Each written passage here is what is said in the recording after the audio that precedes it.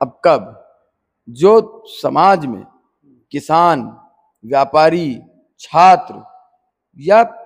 सारे वर्ग के लोगों के मर्म और दर्द को समझ रहा है, उसकी लड़ाई लड़ रहा है, तो जब उसको ताकत दी जाएगी तो उसका निवारण करने का सबसे बड़ा काम करेगा। और अगर ऐसा दिन आता है या ऐसा कुछ होता है तो आम नागरिक की हैसियत से भी मैं उनको मुख्यमंत्री के रूप में देखना मेरी प्रथम इच्छा होगी। और 2016 में एक यहाँ पर घटना नहीं हुई थी जिसको कूटरचित तरीके से दंगा दिखाया गया था, दुर्गा पूजा का समय था और मैं गांव से आकर के अपने घर पर था। और यहीं पे मैं नाम लेके कहूँगा, माननीय मंत्री जी नहीं रह गए, वो अच्छे व्यक्ति थे नो डाउट, लेकिन उनके एक भतीजे हैं, नाम है सूरज सिंह, बड़ी राजनीति कर रहे हैं, 2 बार चुनाव उनके हाथ से निकल भी गया। उन्होंने मुझे जो पता लगा, पुख्ता सबूत भी दे दूंगा जरूरत पड़ने पर, लिस्ट दिया, भरत यादव जी यहाँ पर थे सीओ, और कहा मयन मिश्रा को उठाइए। 2 जगह उस एफआईआर में हमारा नाम दिया गया, एक हमारे गांव के एड्रेस है जहां मैं प्रधान हूँ और था भी उस वक्त, और एक मेरा जो शहर में मकान था। दोस्तों नमस्कार, आज मैं मौजूद हूँ गोंडा में और हमारे साथ जैसा कि आप फ्रेम में देख पा रहे हैं मयंक मिश्रा जी हैं और शेरे अवध यूपी टाइगर बृजभूषण शरण सिंह के बहुत करीबी हैं। और आप बृजभूषण सिंह का चर्चा पूरे देश पूरी दुनिया में है और आप जानते ही हैं कि वो राजनीतिक के साथ साथ कुश्ती के भी असरे पहलवान थे। तो मयंक जी से आप जानते हैं कि जो है माननीय नेताजी के इतने करीबी आप कैसे हुए और कब से उनसे जुड़े? नेताजी से तो बहुत हम लोग छात्र संघ की राजनीति करते थे, उस वक्त से ही नेताजी से हम लोग का जुड़ाव रहा। अच्छा, आज का जो दौर है, आज का जो युवा है, हमने ये देखा है कि आज के जो युवा हैं, कभी कोई सलमान खान का फैन है, कोई शाहरुख खान का फैन है, कोई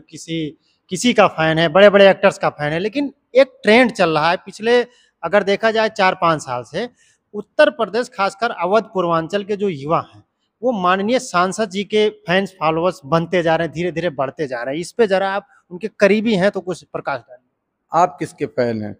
मैं तो भाई फैन हूँ उन्हीं का जिनके आप फैन हैं। नहीं, जैसे आप पत्रकारिता जगत से हैं तो आपका कोई होगा ना एक व्यक्ति जिसको आप अपना आइडियल मानते होंगे, उसके पथ पर चलना चाहते होंगे कि वो मुकाम हम हासिल करेंगे जो पत्रकारिता जगत में उन्होंने हासिल किया है। तो ठीक उसी प्रकार जैसे नेताजी संसद के रूप में स्थापित हुए, जब लोगों ने उनको जाना, आवाम ने, उसके पहले छात्र नेता रहे, किसान भी रहे, किसानी उन्होंने खुद की है। और आप विश्वास करिए कि नेताजी को इसलिए उनकी पॉपुलैरिटी बढ़ रही है, और हर वर्ग, हर त्रिवर्ग, जातियों में मैं नहीं कह रहा हूँ, वर्ग हुआ, खिलाड़ी, व्यवसायी, पूजा पाठ भी करने वाला, किसान, इस तरह से जितने भी वर्ग हैं या स्टूडेंट्स, तो जहाँ जिसकी रुचि होती है वो सब कुछ उनमें थोड़ा थोड़ा उस व्यक्ति को मिलता है। खिलाड़ी को प्रेरणा मिलती है उनके सुबह उठकर व्यायाम करने से,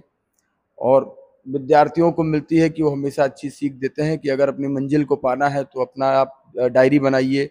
दिनचर्या लिखिए, क्या करना है वो लिखिए, एक प्लान वे में अपनी लाइफ को आप आगे संचालित करिए, ले चलिए, जिस तब आपको मुकाम हासिल करने में आसानी होगी। व्यापारी को मिलती है कि वो एक अपने आप एक इतना बड़ा सेटअप एम्पायर राजनीति के साथ साथ चलाते हैं,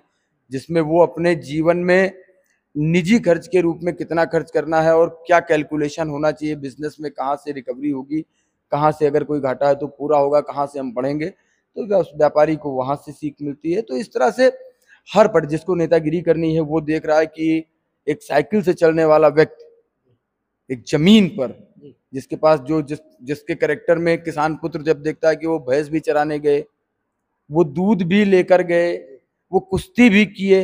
उसके बाद उन्होंने एक ऐसा मुकाम हासिल किया जिसको कहानियों में कोई पढ़ सकता है। धरातल पर अगर किसी ने साकार होते देखा तो वो बृजभूषण शरण सिंह जी के रूप में देखा। तो इसलिए उनकी फैन फॉलोइंग हर वर्ग में बढ़ गई, क्योंकि हर व्यक्ति को, हर उस इंसान को जिसको जिस क्षेत्र में काम करने की रुचि है और जाना है, उस क्षेत्र में जाने के लिए जो इंस्पिरेशन चाहिए, जो प्रेरणा चाहिए, वो उसकी झलक, उसकी चीजें उनको माननीय नेताजी में मिली, इसलिए वो उनकी तरफ अट्रैक्ट होता चला गया और उनकी फॉलोइंग बढ़ती चली गई। अच्छा, क्या ये माना जाए कि नेताजी की फैन फॉलोइंग्स, जो उनके फॉलोअर्स थे या उनकी लोकप्रियता और जिस तरह से थोड़ा कुछ विवाद उनके ऊपर आया और हालांकि उनके बेटे को ही कैसरगंज से टिकट दिया गया, वो सांसद बने, तो क्या भारतीय जनता पार्टी के कुछ शीर्ष नेताओं को ये बर्दाश्त नहीं हुआ, इसलिए नेताजी को लोकसभा का चुनाव टिकट नहीं दिया जबकि करण जी को दिया गया? आप शायद पहले दिन आप नहीं थे नंदिनी नगर में जब प्रेस आरोप एलिगेशन फ्रेम हुआ था और नंदिनी नगर में शाम को प्रेस कॉन्फ्रेंस बुलाई गई थी और नेताजी कतिपय कारण से नहीं उपस्थित हुए थे। प्रतीक भूषण जी उनके बेटे जो विधायक सदर हैं आकर के उन्होंने अपनी बात रखी थी, लेकिन जिस भी पल वो सामने आए उन्होंने पहली बात कही कि अगर रिंच मात्र भी दोषी होऊंगा उन्होंने कहा तो फांसी लटक जाऊंगा। 2.5 साल पहले जो बात उन्होंने कही धरातल पर आज वही साकार हो रही है और निर्दोष थे। और उसके बाद उन्होंने मर्म देखिए, वो इसलिए बड़े हो जाते हैं, वो अपनी ही लड़ाई को नहीं लड़े, उन्होंने फिर आकर महसूस किया और उन्होंने 3 कानून पर यह नहीं कहा कि इसको खत्म किया जाना चाहिए, लेकिन उन्होंने कहा इस पर सघन जांच होकर ही कार्रवाई सुनिश्चित की जाए, क्योंकि उन्हीं के गांव के बगल साकीपुर या तुलसीपुर का कोई लड़का था, कोई लड़की उसको ब्लैकमेल कर रही थी, एट लास्ट वो सुसाइड कमिट कर लिया। तो कहीं ना कहीं चीजों को, अब आरोप तो आप जान ही रहे हैं कि, लेकिन वो एकदम बोगस था, क्योंकि जो जो तारीख बताई गई आरोप की कि मेरे साथ मिसबिहेव हुआ या मेरे साथ कुछ गलत करने का प्रयास हुआ या मेरे साथ कुछ गलत किया गया, गुड टच बैड टच की जो बात आई इतनी ही आई, इससे ऊपर आई नहीं। उस तारीख में नेताजी या तो पार्लियामेंट में है या तो फॉरेन दौरे पे है अपने, जो कि स्टैम्प्ड है उनका पासपोर्ट। तो चीजें कभी स्टैंड ही नहीं की, वो तो फिर एक बोगस एलिगेशन था, कोई किसी पे लगा सकता है। सिर्फ फेडरेशन की कुर्सी चाहिए थी, क्योंकि हरियाणा का एकमात्र ऐसा स्टेट रहा है जिस पर उन्होंने उसको अपना स्टेटस सिंबल बना लिया था कि जो भी कुश्ती मतलब हरियाणा। और जब माननीय ब्रजभूषण शरण सिंह जब भी आए, जिस समय भी आए, उन्होंने काम करना शुरू किया। आज कुश्ती पूरे देश में दिख रही है। जैसा हम लोग छोटे छोटे थे तो मिट्टी के अखाड़ों की कुश्ती दिखती थी, आज वो मैट के अखाड़ों की कुश्ती उन्होंने घर घर पहुंचाने का काम किया। और ओलंपिक में जहां हम लोग तरस जाते थे, सिर्फ खिलाड़ी हमारे जाते थे और खिलाड़ी वापस आते थे, वहां खिलाड़ी जाते हैं और मेडल लाते हैं। ये काम उन्होंने किया। तो ये क्या इसको माना जाए कि कहीं ना कहीं नेताजी के पीछे कांग्रेस पार्टी एक सुनियोजित तरीके से इसको? अब यहाँ पे तो हम एक चीज कहा भैया, जब साहित्य खराब होती ना अपने भाषा में,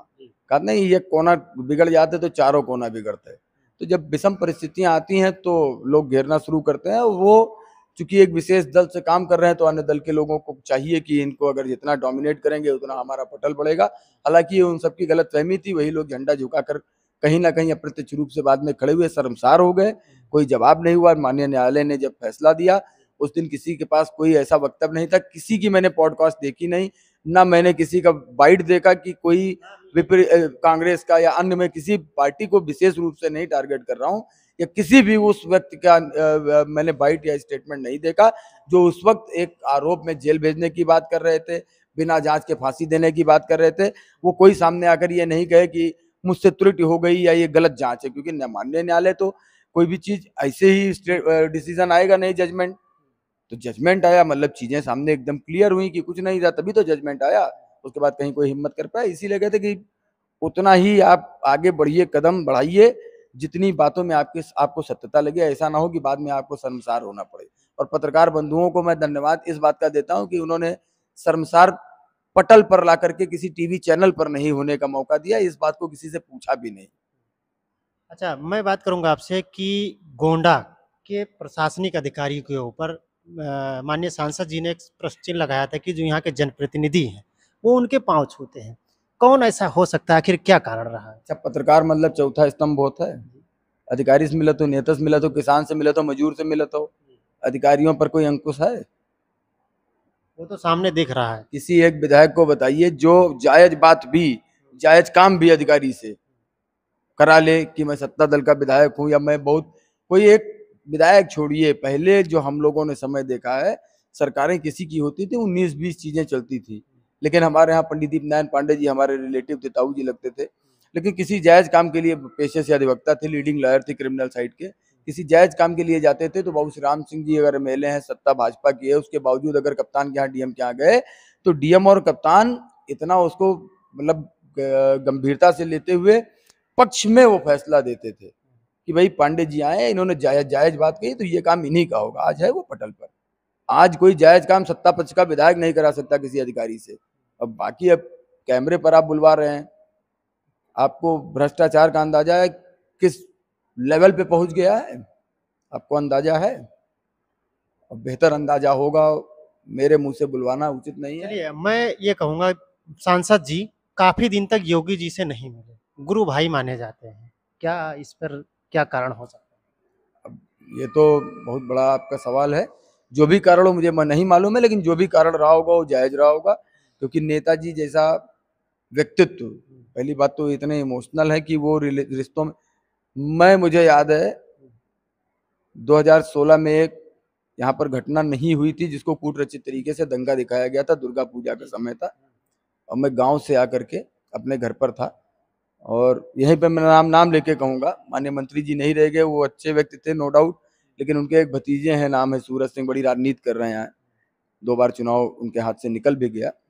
उन्होंने मुझे जो पता लगा, पुख्ता सबूत भी दे दूंगा जरूरत पड़ने पर, लिस्ट दिया, भरत यादव जी यहाँ पर थे सीओ, और कहा महेंद्र मिश्रा को उठाइए। 2 जगह उस एफआईआर में हमारा नाम दिया गया, एक हमारे गांव के एड्रेस है जहां मैं प्रधान हूँ और था भी उस वक्त, और एक मेरा जो शहर में मकान था, और रात में पुलिस आई, हमको घर से उठा ले गई। तो एक छोटा सा आदना सा तो कार्य करता हूँ उनके, अगर भूषण शरण सिंह जी की बात देखी जाए तो वो शिखर है, और मैं एक नॉर्मल एक गांव का प्रधान या छोटे मोटे दायरे में काम करने वाला एक सोशल एक्टिविस्ट, और मेरी मेडिकल रात में ही करा दी गई, और 4:45 बजे, 4:30 4:45 बजे, ठंडक का समय था, मुझे मेडिकल से जब हॉस्पिटल से मैं आ रहा था, मैंने फोन लेकर एक फोन नेताजी को किया, उनके जिम जाने का लगभग समय हो रहा था, क्योंकि तब वो और जल्दी उठते थे, और मैंने कहा ऐसा ऐसा होगा, उन्होंने कहा बस 1.5 घंटे के अंदर मैं पहुंच रहा हूँ, और सुबह 6:45 बजे आकर के, और 5 बजे तक वो तब तक बैठे रहे जब तक एसपी और डीएम कोटा ने कहा नहीं ये बात कि महेंद्र मिश्रा निर्दोष है और मैं इनको छोड़ रहा हूँ। हालांकि मुझे छोड़ा नहीं गया, धोखा दिया गया वहां पर उनको भी, और मुझे जेल भेजा गया। मैं हंसी खुशी जेल 25 लोगों के साथ, 2500 निर्दोष थे, 25 के 25 निर्दोष थे, क्योंकि 26वां महेश तिवारी जी थे जो बाद में आए 3 दिन के, और घटना कोई हुई नहीं थी, सिर्फ और सिर्फ उसको कूट रचित तरीके से सिर्फ और सिर्फ उन लोगों को टारगेट किया गया, क्योंकि प्रतीक भूषण सिंह जी पर ये था कयास लोगों का कि ये चुनाव लड़ेंगे और महेंद्र मिश्रा इस चुनाव को लीड करेंगे आगे चल के एक कम्युनिटी विशेष में, तो सिर्फ इसलिए उस टारगेट करके वो पनिश किया गया।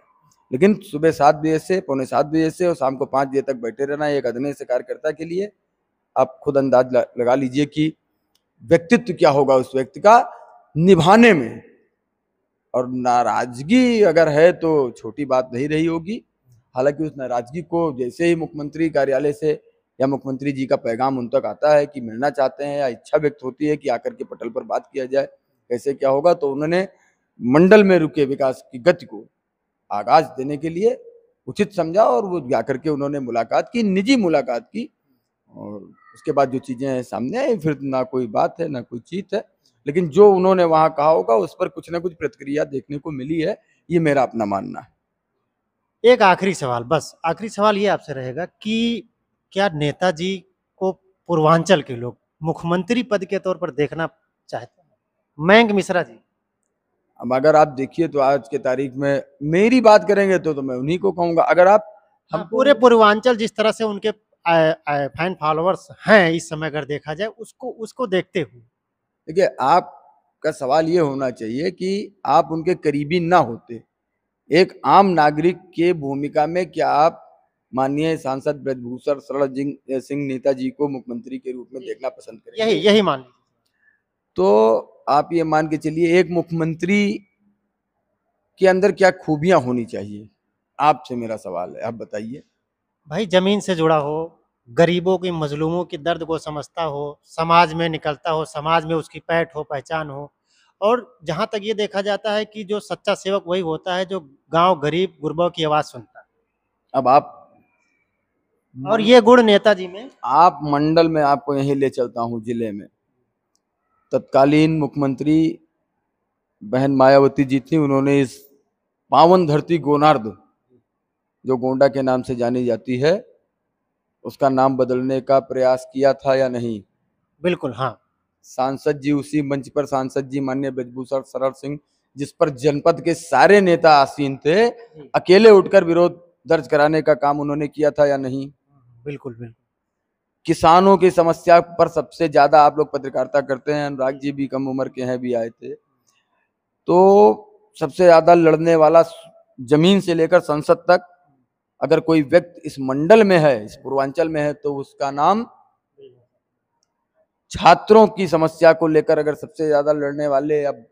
उनकी बात और मर्म को समझने वाले व्यक्ति का अगर कोई नाम है तो उसका नाम है ब्रिजभूषण सर। व्यापारियों के मर्म और दर्द को समझने का अगर सबसे ज्यादा किसी में मेंधा है, ब्रिजभूषण काम करता है, तो उसका नाम है ब्रिजभूषण सर। एक मुख्यमंत्री बनना चाहिए लिए। और क्या चाहिए? अब कब जो समाज में किसान, व्यापारी, छात्र या सारे वर्ग के लोगों के मर्म और दर्द को समझ रहा है, उसकी लड़ाई लड़ रहा है, तो जब उसको ताकत दी जाएगी तो उसका निवारण करने का सबसे बड़ा काम करेगा। और अगर ऐसा दिन आता है या ऐसा कुछ होता है तो आम नागरिक की हैसियत से भी मैं उनको मुख्यमंत्री के रूप में देखना मेरी प्रथम इच्छा होगी और प्रबल इच्छा होगी। बहुत बहुत धन्यवाद भैया। अभी आपने सुना मयंक मिश्रा जी को, सांसद जी के करीबी हैं और जिन्हों अपनी जो विमुखता से अपनी बात रखी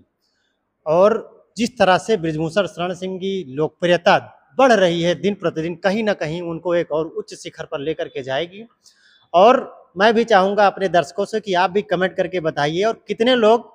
जो हैं यूपी टाइगर शेर अवध ब्रिजभूषण शरण सिंह जी को हैं मुख्यमंत्री बनने देखना चाहते हैं, कमेंट करके अपनी राय दीजिए। उस वीडियो को ज़्यादा से ज़्यादा पहुँचाइए जिससे भारतीय जनता पार्टी के शीर्ष नेतृत्व भी इस पर अपना फैसला ले सकें।